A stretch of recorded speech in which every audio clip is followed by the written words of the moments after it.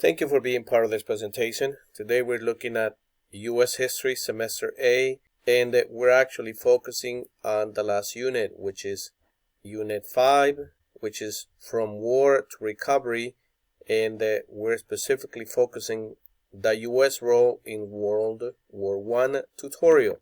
Please make sure that you have a notebook. Make sure that you are taking notes as you are moving through these tutorials.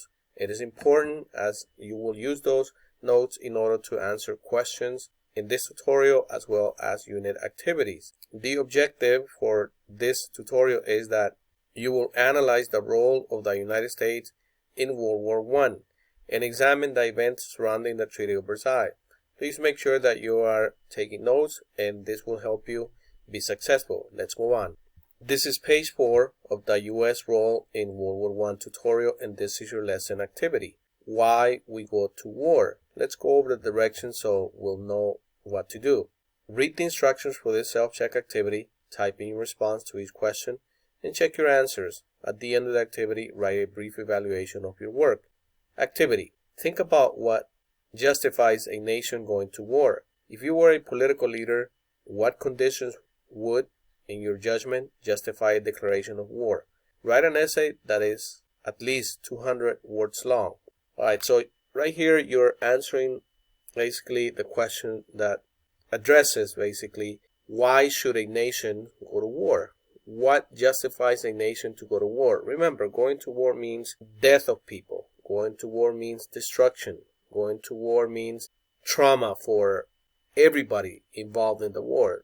The soldiers that are actually doing the fighting, as well as the civilian population.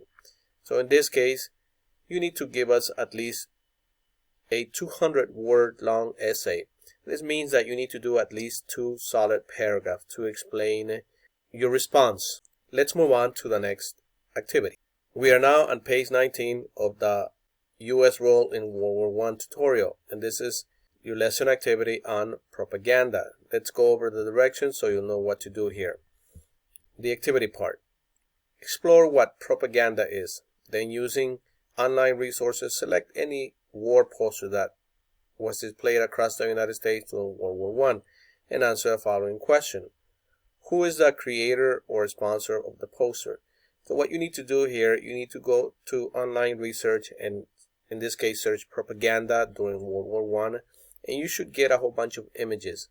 And I would suggest you paste the image here, you save the image to your computer and upload it here, and once you have the image done, you need to tell me, in this case, who was the creator or sponsor of the image, the poster in this case. Remember, the poster is propaganda, convincing people either to be for the war or against the war. Make sure you answer the question here, make sure you upload your image here, and then you can move on to the next part, in this case part B. Describe the subject of the poster. What is its message? So the poster that you have here, the image that you have here, propaganda from World War I, you need to describe here what is going on. What is the poster saying? What is the intention of the poster? Who is it trying to convince? You need to tell me that and make sure you write it here. Part C. What is the desired outcome of the poster? How do you know? So again, you're explaining more about the poster. Based on your opinion, based on what you see, what is the desired outcome of the poster? What do you want people to take away from the poster? Do you want people to be against war? Do you want people to be in favor of war? How do you know this? Remember, this is your interpretation. Make sure that you are being thoughtful. Make sure that you are being careful as you analyze the poster. Part D. Is this poster propaganda?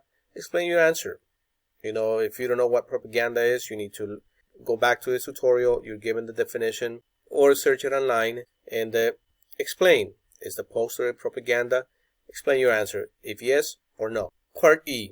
How do you think posters like this one can help us better understand a historical time period? As a historian, you need to evaluate every source. That includes letters, includes images, posters, artifacts, music, and many other things.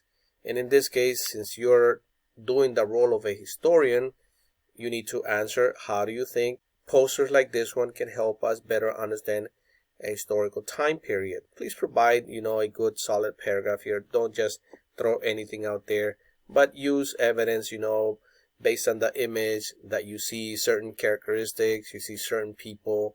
What do you see there that makes you think? Make sure you provide a thoughtful response. And this is the end in terms of activities. Please make sure you continue to study this tutorial all the way to page 33. I will see you soon.